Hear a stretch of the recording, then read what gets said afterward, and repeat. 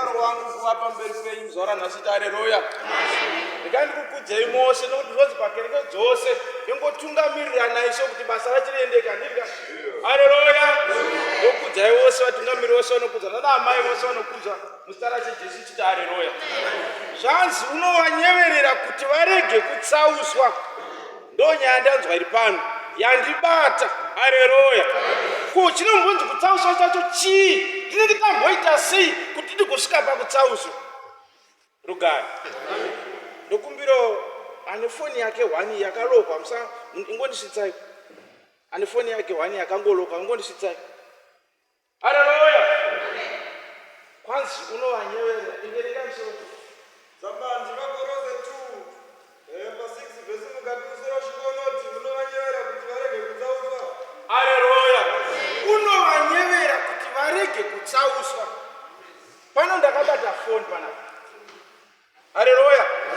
Tose tinoziva kuti ichi asi handigone kuishandisa foni iyi kana ndisina kupa muridzi wayo kuti andivhurire apise password yayo haleluya.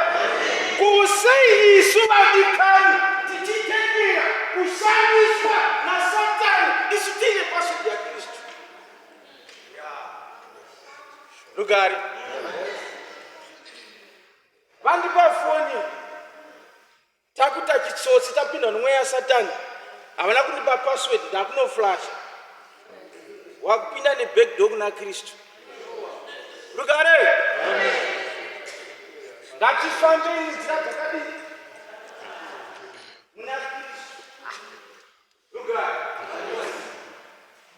ndichiverenga imwe tsamba rimwe gore inoti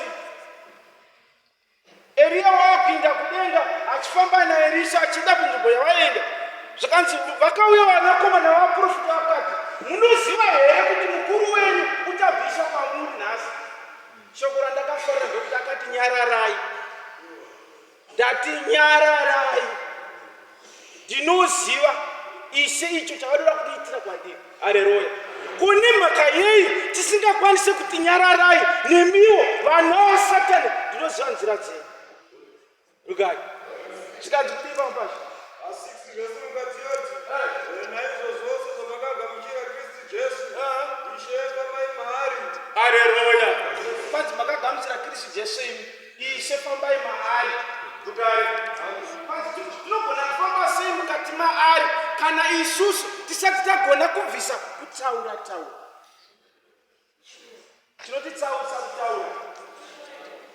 Rugare pambonzi bhaibheri nemuparidzi anga achitaura panapo kuti namata uti Mwari mudzimai wangu anodi. Ko mukanzwawo mudzimai wenyu achiti baba vamakandipava Jehovha, pfungwa dzavo chaidzo dzinenge dzakashota.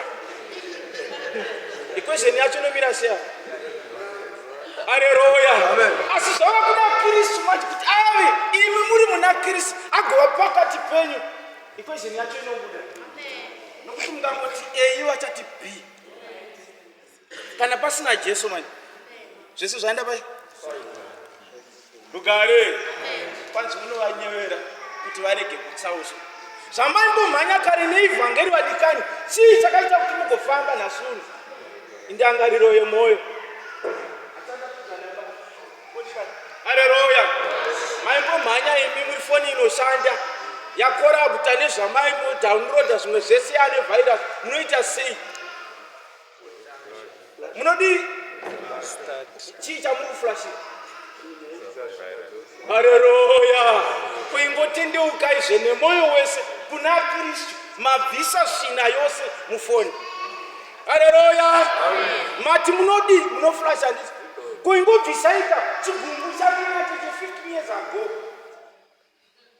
Alright, daina baba dzapatsa takamarana kuRiverside Zimbabwe watikaonana 15 or 17 years ago. Nasitaita usanya. Haleluya.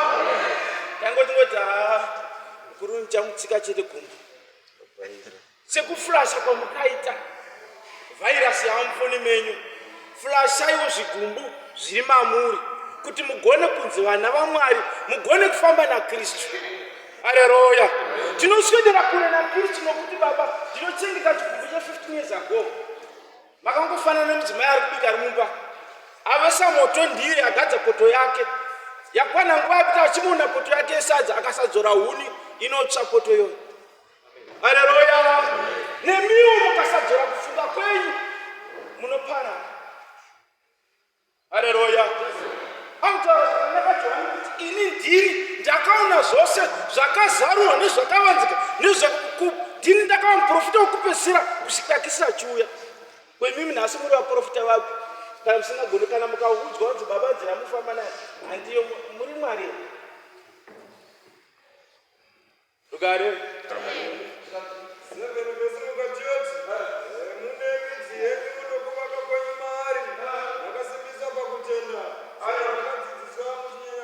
Haleluya. Totaura zvokuIjipita. Ngwari yaikota kuenda munotarota hope muudza hama dzimwe hama hadzisi hama dzokutenda ihama dzaSatani dzakauya kuputsa nekupara. Haleluya. Nyangwe naJosefa paakarota hope achirota zvokuti ndarota zvisvoto zvenyu zvichifugamira chisvoto changu, vakoma vakati dzachenjeresa idzi. Nemi waprofita ngwari. Haleluya. Nokuti kana muchifamba muna Kristu chiprofita chotangira hope. Ndizvo here? Rugare.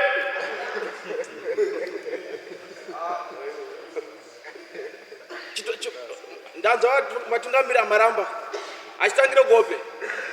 Alright, kuratidza kozvese kwaKristu unozouya kumapeto zvakatangira muhope dzaJosefa. Hatingagoni kutaura zveNew Testament tisina kubva kuna Old Testament yacho kuti tizosvika nazvino. Mukomana Isaya anoti parufu rwamakuziya ndakaona Mwari. Vanoti ndakaona Mwari nokuda kwei? Nokuda kwokuti akanga afa asi ndaona vision yekuchadenga zvichizoitika. Kwakauya mutumwa waMwari nezimbe remoto akandigumura pamuromo pangu kuti zvakaipa zvangu zvozvipera. Haleluya. Akadzosongorona achiti ndiani wandingatuma zvichimirira revelation nezvinouya. Haleluya. Ngativerengei bhuku. Tisangoita mabhaibheri ekuita mapiro. Tiverenge mabhuku zvakadii? Zvakakwanira. Rugare. Verengai 1 John 4.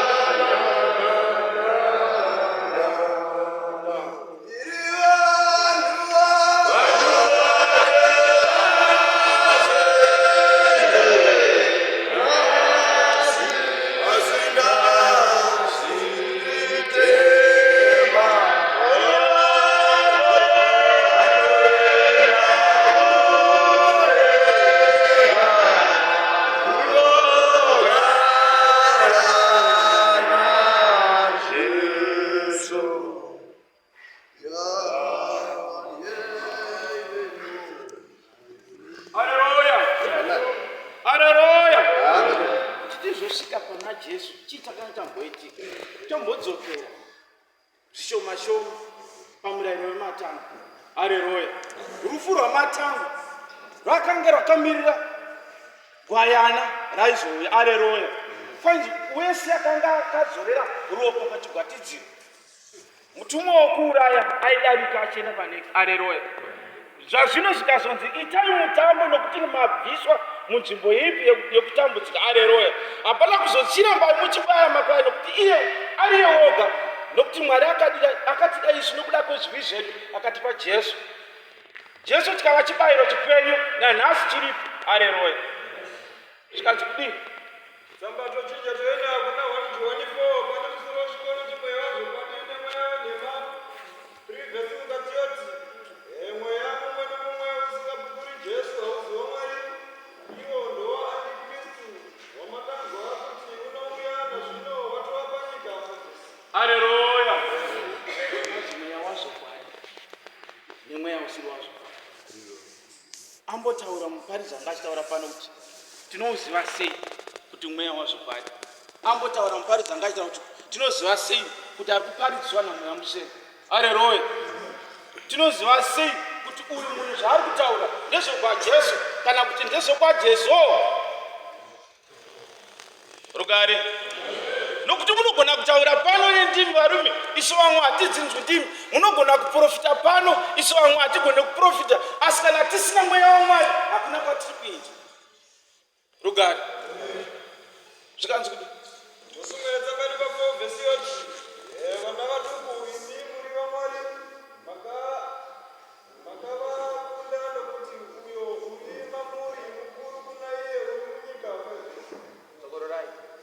Zokorora pa 4 vhesi vana vaduku imi muri vaMwari makavakunda nokuti uyo uri mamuri mukuru kuna iye uri munyika. Haleluya. Kuti tizonzi tiri vana vaMwari takanga taitirwa nazve naKristu, nokuti takanga tiri kunze kwefenzi kwainzi ivhangeri tiri vahedheni. Hatanga tisina kukodzera kuti tiparidzire ivhangeri. Asi chinondinetsa ndezvokuti kana ivo magara achitaura kuti kuEthiopia iri muAfrica nzvimbo yavatema. Rugare.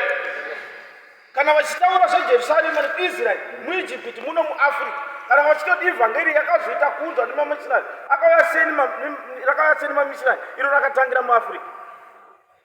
Rugare. Navatungamiri nibatsire rozonzi rakava nemamishinari iro rakatangira muAfrica. History neBible study zvakasiyana. Zvazonzi mweya waMwari kana mweya mutsvene uri pakati pedu tigone kunzwisisa ivhangeri yaKristu. Haleluya. Ndambotaura ndichitanga kuti akasvika pakuvati nyararai nokuti hamuzivi icho Kristu akarigadzira pamusoro pangu. Haleluya. Asi kana tisina kutenda manje hatikwanisi kuvaudza kuti nyararai varume, nyaya yamatanga kutaura haindi iyo yaKristu. Rugare. Zvikanzi kudii? Tosumeredza pari pa 5 vhesi yoti ivo ndevenyika naizvozvo vanotaura sevenyika, nenyika inowanzwa 6 vhesi. Isu tiri vaMwari unoziva Mwari unotinzwa usi waMwari haasizi izvo zvatinoziva nazvo mweya wazvokwadi nomweya wokutauka. Garai. Haleluya. Kwanzi isusu tiri vaMwari tinoziva Mwari. Takaziva sei Mwari? Nokuti takada kutevera Kristu. Dai tisina kutevera rusi kwanzi Mwari ido hama. Kana tisina rudo pakati pedu hatina Kristu. Haleluya. Kwanzi rudo ngaritangire kwatinobva tikozouya toparidzira utsvene hwaMwari mukati mevazhinji. Haleluya. Kwanzi unoti seiko uri mutsvene waKristu iwo uchivenga hama yako? Kana uchivenga hama yako uri muurayi. Tanga utendoka papi? Kana uchivenga hama yako uri muurayi hausati uri waKristu, nokuti Mwari rudo. Haleluya. Asi rudo rwacho manje harisati ravapo mwaKristu, nokuti patigere apo tiri vatatu kudai apo, wani ane mari dzake, ane transport, uye anoziva kunowanika maproducts. Asi apo pautatu apo hatiwirirani nokuda kwokuti nechiti hatiri muJoni ndikamuraramisa sei, ndikamuraramisa mhuri yake, asi toya panapa tichitiri vaKristu. Haleluya. Asi tinongozi varume tangojaira kungoti I receive, uchinzi bata screen woti I receive. Kana ukaita receive usingabude kunotsvaga hapana chauri kurisivha, uri ngorisivha mhepo. Haleluya. Itai receive, womuka nemakumbo ako arume, gadzira CV, unotsvaga basa rikuinga wakagara. Lugare. Ndati varume vatatu ava vanozivana, havazivani varume vatatu, asi mumwe ane mari yake, uyu ane transport, uyu anoziva kunowanika marisource. Haleluya. Panzi Mwari rudo. Asi kana rudo rikasavapo pakati pedu, tinotambura tiri munosakafuta tichiti takauya kuKenani. Haleluya. Tikasava nerudo pakati pedu vadikani hama, uyu anongogara nemari yake haimultiply. Transport nemuchovha yako unongogara kusvika dzaukandira shiri. Kunoziva hako kunowanika maproducts kuti kuite mabusiness. Haudi kutaura nokuti unongoti ndingazovaitise mari. Haleluya. Asi mukabatana muchacreate maresource ekuti kereke inoenda mberi. Varume kanyangwe Jesu paaifamba akatofamba nedhongi yavo transport. Mazuva ano kuti kubve papoint ekuenda kuCraifontein unoda transport. Transport yacho inoda chimari. Haleluya. Mari yacho nikakupi ngatishandei. Kuti ungoti I receive pasina project yamunoita. Itai I receive wana amai muchini maproject yamunoita. Lugare.